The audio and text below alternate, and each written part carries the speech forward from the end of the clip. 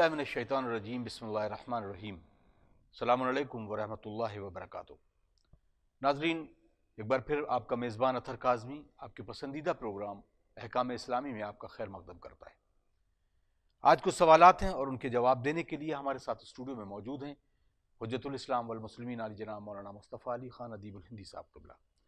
آئیے ناظرین، اس سے پروگرام کا آغاز کرتے ہیں۔ السلام علیکم آقا۔ علیکم السلام ورحمۃ اللہ۔ آقا، کچھ ناظرین میں سے الحمدللہ بہترین سوالات کا سلسلہ جاری ہے، تو ہمارے ایک ناظرین میں سے ایک شخص نے ہم سے سوال کیا ہے کہ ایک شخص کسی سے قرض لیتا ہے اور قرض لینے والا جو ہے جس سے قرض لیا گیا ہے اس کا انتقال ہو جاتا ہے، اس کے ورثاء میں وارثان میں پتہ نہیں ہے کہ کون کون اور کہاں رہتا ہے، تو اب یہ شخص جس نے قرض لیا ہے وہ کیسے اس کی ادائیگی کرے؟ اعوذ باللہ من الشیطان الرجیم، بسم اللہ الرحمن الرحیم، الحمدللہ رب العالمین، وصلی اللہ علی سیدنا محمد وعلہ الطیبین الطاہرین۔ اگر کوئی انسان کسی سے قرض لے اور قرض ادا کرنے سے پہلے قرض دینے والے کا انتقال ہو جائے، تو اگر اس کے ورثہ معلوم ہوں، اس کے وارث موجود ہوں، تو یہ جا کر ان کو حوالے اپنا قرض کر دے گا اور ادا کر دے گا۔ لیکن اگر نہیں ہو وارث، کوئی بھی وارث نہ ہو، تو اس کی دو صورتیں، یا تو اس کے وارث ہی نہیں ہے کوئی جی، اور یہ وارث ہے اس کو نہیں معلوم ہے کہ وارث کون ہے۔ دونوں ہی طریقوں میں اس کو تحقیق کرنی چاہیے کہ وارث کون ہے۔ اگر دوسرے شہر میں ہے یا کسی اور ملک میں ہے تو ان تک پہنچانے کا تو طریقہ نکالے، اور آج کل آسان ہو گیا ہے، کسی بھی طرح سے ٹرانسفر کیا جا سکتا ہے، کوئی بہت بڑا مسئلہ نہیں ہے، اور اس تک پہنچائے، اس کی ذمہ داری ہے۔ اور اگر بالکل کوئی وارث نہیں ہے، یعنی اس کی کوئی اولاد نہیں ہے، اس کا کوئی بھائی نہیں ہے، پھر کسی بھی طبقے میں کسی بھی طرح کا کوئی بھی وارث اگر اس کا نہیں ہے، تو پھر اس کا وارث حاکم شرع ہوگا، یعنی مراجع تقلید میں سے کسی ایک کی خدمت میں جا کر یا اس علاقے میں جو ان کے نمائندے ہیں ان کے پاس جا کر اس قرض کو اس کی طرف سے ادا کر دیں، کیونکہ جس کا کوئی وارث نہیں اس کا وارث امام ہوتے ہیں، اور امام کی غیبت کے زمانے میں مراجع ان کے نائب عام جو ہمارے مراجع ہیں کہ خدا سب کی حفاظت فرمائے، ان کے میں سے کسی کے پاس یا ان کے نمائندے کے پاس جا کر اس قرض کو ادا کر سکتا ہے، یا اس کے سلسلے میں سوال کر سکتا ہے، یا ان کی حکم سے یا ان کی اجازت سے صدقہ اس مرنے والے کی طرف سے دے سکتا ہے، یا جس طرح سے بھی وہ حکم کرے اس طرح سے عمل کر سکتا ہے۔ تو اگر وارث موجود ہیں تو وارثوں کو دے گا، اگر وارث اس شہر میں نہیں ہے یا اس کو معلوم نہیں کون ہے تو معلوم کرنے کی کوشش کرے گا، اور اگر کسی بھی طرح سے کوئی وارث نہیں ملتا ہے تو مراجع تقلید میں سے کسی کے پاس جا کر یا ان کے وکلاء کے پاس جا کر اس کو ادا کرے گا۔ اگر یہ ادا کر دیا ہے، مطلب مرجع تقلید کو دے دیا یہ رقم، اور اس کے بعد کوئی آتا ہے اور کہتا ہے کہ میں ان کا وارث ہوں، اور وہ اپنا پروف بھی دیتا ہے کہ ہاں میں اس کا وارث ہوں، تب اس کے لیے کیا حکم ہوگا؟ اگر کوئی ایسا مسئلہ ہو جائے کہ اس نے قرض ادا کر دیا اور حاکم شرع کے پاس جا کے ادا کر دیا، اور پھر کوئی وارث پیدا ہو جائے یا آ جائے اور وہ اپنے دعوے میں سچا بھی ہو اور ثابت بھی ہو جائے کہ یہ وارث ہے، تو پھر اس کا مسئلہ بھی چونکہ مرجع کی اجازت سے یہ کام کیا گیا ہے تو ان کے پاس جائے گا، اور ان سے بات کرنے کے بعد یہ مسئلہ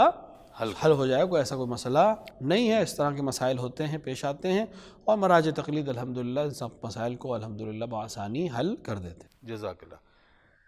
رضوان حیدر صاحب لکھتے ہیں سوال، السلام علیکم۔ وعلیکم السلام۔ میں ایک ایسے گھر میں رہتا ہوں جہاں پر روشنی کا گزر نہیں ہے، اور ہمارے یہاں لائٹ وغیرہ جلتی ہیں، تو ایسے میں پتہ ہی نہیں چلتا کہ وقت کا کیا ہوا وہ ہے۔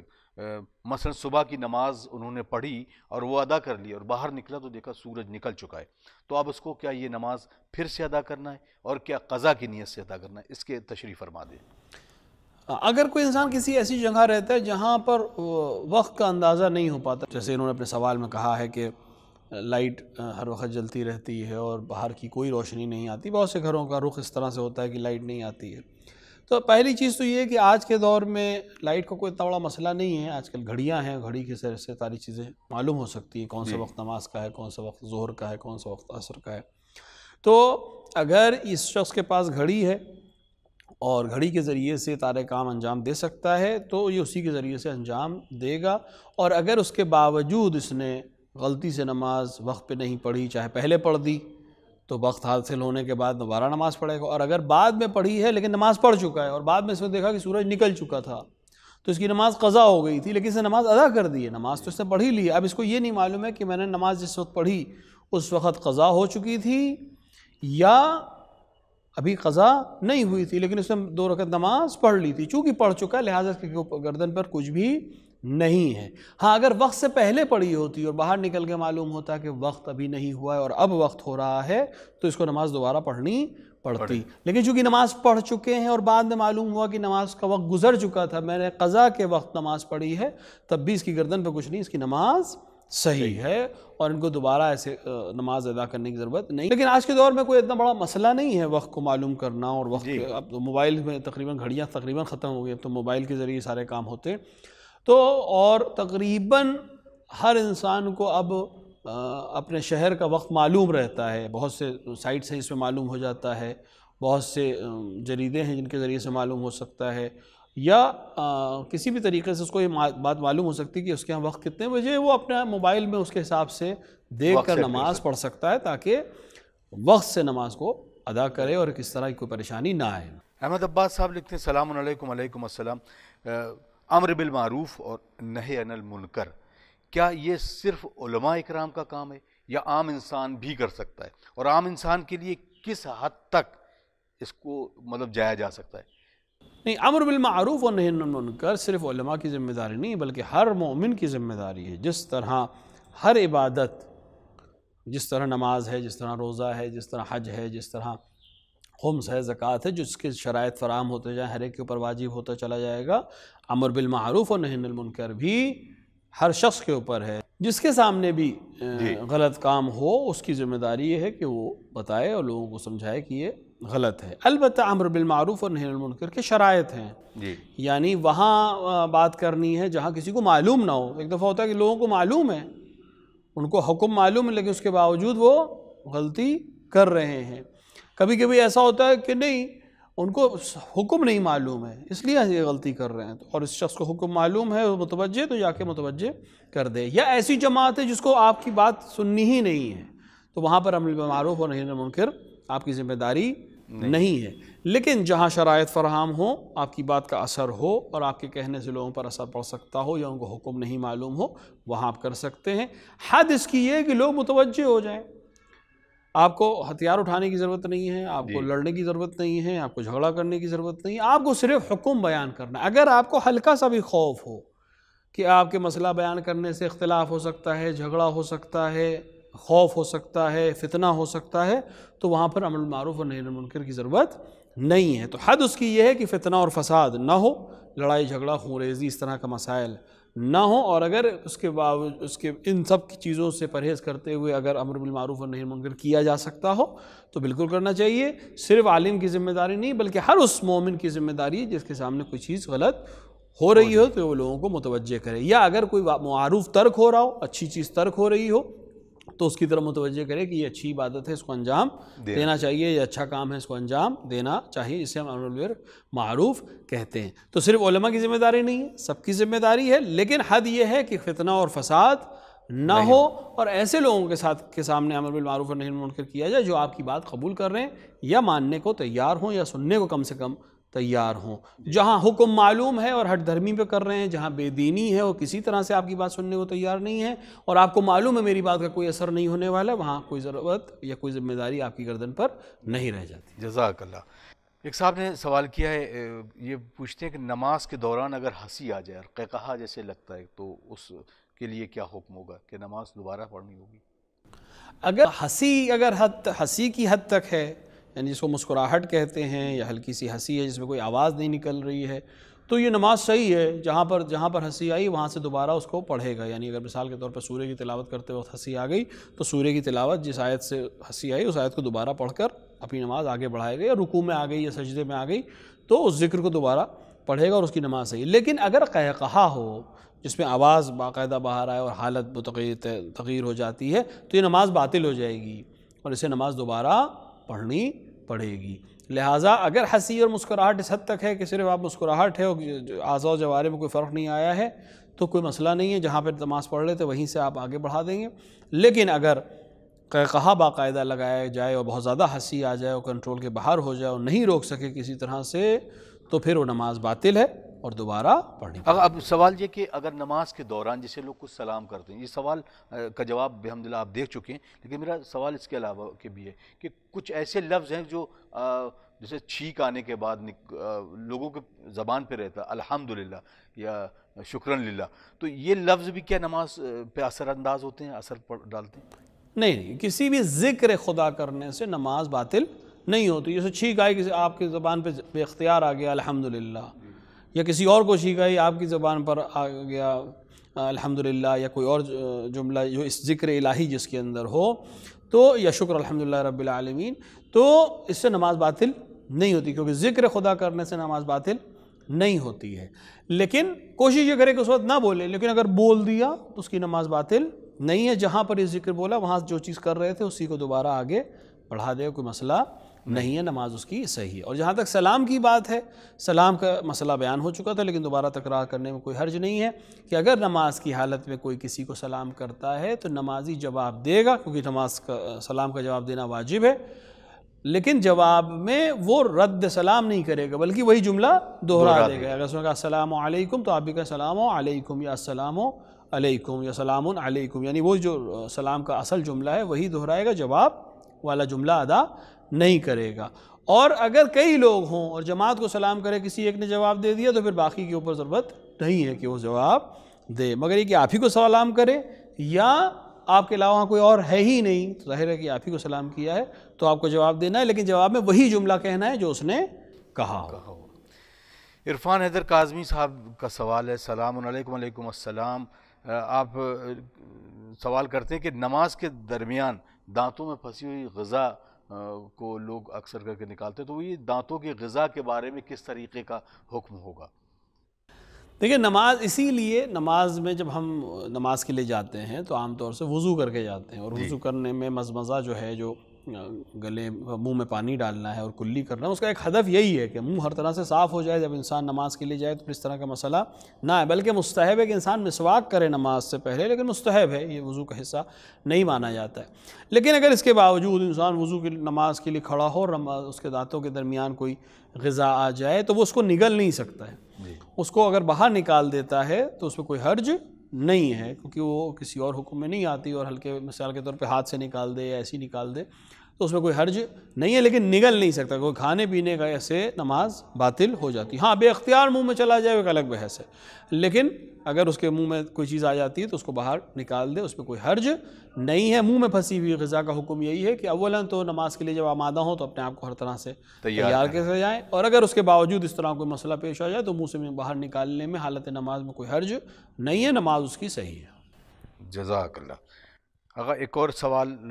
آیا ہے، نماز وطر پڑھ رہے ہیں اور درمیان میں پیاس لگائی اور اگلے دن مجھے روزہ رکھنا ہے، تو اس درمیان مجھے یہ لگ رہا ہے کہ اذان ہو جائے گی اور وہ وقت جو ہے مطلب جو سحر کا ہے وہ نکل جائے گا، تو اب ہم کس طریقے سے دیکھیں کہ کیا اس درمیان نماز توڑ کے پانی پیا جا سکتا ہے یا کیا حکم ہوگا شرعی؟ اگر انسان کو روزہ رکھنا ہے اور واجب روزہ رکھنا ہے اور اس کو بہت شدید پیاس لگ جائے اور حالت نماز میں ہے وہ، جیسے کہ انہوں نے کہا نماز وتر نماز شب کے آخری رکعت میں ہے، تو اور اگر ان کو یقین ہے کہ اگر میں نماز کو پورا کروں گا تو وقت ختم ہو جائے گا اور اذان ہو جائے گی، تو یہ دو کام کر سکتے ہیں، یا تو نماز کو اپنی وتر کو، کیونکہ وتر طولانی نماز ہے اکثر اس میں وقت لگتا ہے، تو اس کو مختصر کر کے رکوع میں جا کر دو سجدے پڑھ کر دو سجدے انجام دے کر نماز تمام کر دیں، کیونکہ اس کے اندر جتنی بھی ذکر ہیں سب مستحب ہیں، تو آپ اس کو مختصر کر کے بھی کام کر سکتے ہیں۔ اگر اس کو مختصر کر کے اتنا وقت بچ سکتا ہے کہ پانی پی لیا جائے تو اس کو مختصر کر کے تمام کر دیں اور پانی پی لیں اور اپنا روزہ رکھیں۔ لیکن اگر اس کو مختصر کرنے کے باوجود بھی پانی پینے کا وقت نہیں بچتا، بس اب فوراً ہی پینے کا وقت ہے، تو نماز کو چھوڑ سکتے ہیں، کیونکہ اگر اگلے دن واجب روزہ رکھنا ہے اور پیاس کی بھی شدت اتنی زیادہ ہے کہ آپ اس کو پھر برداشت دن بھر نہیں کر سکتے ہیں، تو اس کو چھوڑ سکتے ہیں، نماز کو پانی پی کر اس نماز کو دوبارہ پڑھ سکتے ہیں، اس میں کوئی حرج نہیں ہے۔ حیدر حسین صاحب نے ایک سوال بھیجا کہ فرینچ داڑھی رکھنا اسلام میں کیسا ہے؟ مرجع علی قدر کے نزدیک فرینچ داڑھی کے بارے میں بیان کریں۔ داڑھی رکھنے کا حکم اسلام میں اس طرح سے ہے کہ انسان کے لیے داڑھی مونڈنا حرام ہے، یعنی اگر اس کے پاس طبعی طور سے داڑھی آ گئی ہے تو اس کو مونڈنا اس کے لیے جائز نہیں ہے، اور اگر انسان کسی بھی طرح سے داڑھی رکھے جس کو عرف میں داڑھی رکھنا کہا جائے، وہ چاہے وہ فرینچ ہو یا کسی اور طریقے سے ہو کہ بغل کے محاسن اکثر لوگ فرینچ میں شیو کر لیتے ہیں اور اس کو عرف میں داڑھی سمجھا جائے تو اس میں کوئی حرج نہیں ہے، انسان اس کو کر سکتا ہے. لیکن بعض مراجع البتہ اشکال کرتے ہیں، لیکن مرجع علی قدر کا نظریہ یہ ہے کہ اس طرح سے داڑھی رکھی جا سکتی ہے، اس میں کوئی حرج نہیں ہے اور سنت مؤکدہ پیغمبر ہے اور پیغمبر کے حکم سے انسان کے لیے ضروری ہے کہ داڑھی رکھے، ولو چھوٹی رکھے، اس میں کوئی حرج نہیں ہے. اور اس سلسلے میں اب کسی کے پاس داڑھی ہے ہی نہیں ہے، داڑھی کے بال کم ہیں، تو اس کے لیے اتنا بڑا حکم نہیں کہ وہ ویسے ہی رکھے. لیکن جس کو داڑھی صحیح سے آ گئی ہے اس کے لیے مونڈنا حرام ہے، باقی وہ چھوٹی کر سکتا ہے یا اس کو جو چھوڑ سکتا ہے، بڑی ہو سکتا ہے، اس میں کوئی حرج نہیں ہے. فرینچ کا بھی حکم جہاں تک ہے کہ اگر عرف میں اس کو داڑھی مانا جاتا ہے، کہ جو کہ اکثر مانا جاتا ہے، تو اس میں اس طرح کی داڑھی رکھنے میں بھی کوئی حرج نہیں ہے. اب یہ ہوتا ہے کہ اکثر کر کے جو لوگ موڑنے کے اس میں بات کرتے ہیں تو آج کل وہ ٹرمر چلے ہیں، بہت زیادہ باریک کر لیتے ہیں، تو یہ کہا جاتا ہے کہ 40 قدم سے اس داڑھی کی شیپ جو ہے وہ نظر آنا چاہیے. تو اس کے بارے میں ذرا بیان کر دیں. بالکل، ٹرمر ہے یا کوئی اور بھی طریقہ جس کے ذریعے سے داڑھی کے بال چھوٹے کیے جا سکتے ہیں اور بہت باریک کیے جا سکتے ہوں، تو باریک کرنے کی اجازت ہے، بشرطے کہ دور سے جو انمان وہی 40 قدم کا جو فاصلہ بیان کیا گیا، 40 قدم سے کوئی انسان اگر دیکھے تو اس کو سمجھ میں آئے کہ آپ داڑھی رکھیں. یعنی عرف کا معیار یہاں پر عرف ہے، معیار یہاں پہ سماج ہے، وہ لوگ ہیں جن کے درمیان آپ زندگی گزارتے ہیں، کہ وہ کہیں کہ ہاں آپ داڑھی رکھے ہیں. اگر آپ اتنی باریک کر لیں کہ سامنے والا کہے کہ بھائی یہ تو مونڈ لیا آپ نے داڑھی، تو پھر آپ اس حد تک داڑھی کو چھوٹا نہیں کر سکتے. تو معیار یہ ہے کہ لوگ آپ کو جب دیکھیں تو کہیں کہ ہاں آپ داڑھی رکھے ہوئے ہیں. اس میں بہت بڑی کرنے کی ضرورت نہیں ہے، بس اس حد تک رہے کہ لوگ کہیں کہ داڑھی رکھیں، وہی کافی ہے اور حکم شریعت پر انسان عمل کر رہا ہے. رہبر خان صاحب کا اسی سے ملتا جلتا سوال ہے کہ میں ایسی جگہ نوکری کرتا ہوں جہاں پر داڑھی رکھنے میں پابندی ہے، تو میرے لیے کیا حکم ہوگا؟ دیکھیں، شریعت کا حکم خاص مسائل میں تو بدل جاتا ہے، لیکن نوکری یا اس طرح کا مسئلہ جہاں پر، کیونکہ اس کا بدل موجود ہے، آپ کسی اور جگہ پہ جا کر جاب کر سکتے ہیں، آپ کسی اور چیز میں کو عمل ہی کر سکتے ہیں، یا ان کو سمجھا سکتے ہیں کہ یہ ہمارا مذہبی مسئلہ ہے، اور عام طور سے لوگوں کو اگر سمجھایا جائے تو وہ سمجھ سکتے ہیں، یا آپ اپنی چیز کو چینج کر سکتے ہیں، اپنے پروفیشن کو چینج کر سکتے ہیں. یہ کوئی ایسا مسئلہ نہیں ہے کہ یہاں پر حکم شریعت آ کر واجب کو جائز حرام کر دے یا حرام کو واجب کر دے یا حرام کی اجازت دے دے. یہ ایسا کوئی مسئلہ نہیں ہے. جہاں جان کا خطرہ ہو، جہاں عزت اور ناموس کا خطرہ ہو، وہاں ایک الگ حکم ہوتا ہے. جہاں اس طرح کا مسئلہ ہے کہ نوکری جا سکتی ہے، تو انسان خداوند عالم سے توکل کر کے شریعت پر عمل کرے اور بارگاہ الہی میں دعا کرے کہ اس کے لیے بہترین موقع فراہم ہو سکے. بالکل، وقت تمام ہو رہا ہے، لیکن میں چاہتا ہوں کہ جلدی سے یہ سوال ہو جائے کہ دوران نماز یعنی آنکھ بند کر کے نماز پڑھنا کس طریقے کا حکم شرعی اس پہ لاگو ہوتا ہے؟ دوران نماز آنکھ بند کرنا صحیح نہیں ہے. انسان کو چاہیے کہ جب نماز پڑھ رہا ہو اس کو آنکھیں کھولی ہوئی ہوں، اور اگر ایک دفعہ ہوتا ہے کہ بے اختیار اس کی آنکھ بند ہو گئی، یعنی اکثر ہوتا ہے کہ آنکھیں جھپک گئی یا بند ہو گئی، اس کچھ سیکنڈز کے لیے، تھوڑی دیر کے لیے کوئی مسئلہ نہیں ہے. لیکن ویسے نماز پڑھتے وقت اس کی آنکھیں کھلی ہونی چاہیے اور اسے بالکل آمادہ ہونا چاہیے نماز کے لیے. اگر اس کو دیکھنے میں کوئی حرج ہو رہا ہو یا کوئی پریشانی ہو رہی ہے تو ادھر ادھر آنکھیں جانے کا اس کا مسئلہ ہوتا ہے کہ نظر ادھر ادھر جا رہی ہے، تو اس کا طریقہ ہے کہ انسان اپنے مصلی کی طرف دیکھے، رکوع میں جائے تو اپنے پیروں کے درمیان دیکھے، لیکن آنکھیں اس کو کھلی رکھنی چاہیے اور آنکھیں بند کر کے نماز نہیں پڑھنی چاہیے. جزاک اللہ کا بہت بہت شکریہ. وقت تمام ہو چلا ہے. ناظرین، آپ دیکھ رہے ہیں پروگرام احکام اسلامی، اور آپ کے سوال بحمدللہ ہمارے تک پہنچ رہے ہیں، اور مزید سوال کے لیے دیے گئے نمبر پر آپ رابطہ کریں اور اپنے واٹس ایپ کے ذریعے یا میسیجز کے ذریعے اپنے سوال ہم تک بھیجیں. اگلے ایپیسوڈ میں ایک بہت اہم سوال ہے. ناظرین، یقین آپ ہمارے اس پروگرام سے جڑے رہیے. یہ سوال ہے کہ خضوع اور خشوع جس بات کو کہتے ہیں وہ کیا ہے اور کیسے اس درمیان نماز کو ادا کیا جائے گا. انشاءاللہ اگلے ایپیسوڈ میں اس پر ہم ضرور ڈسکشن کریں گے. ہمیں دیجیے اجازت انشاءاللہ اگلے ایپیسوڈ تک کے لیے. والسلام علیکم ورحمۃ اللہ وبرکاتہ.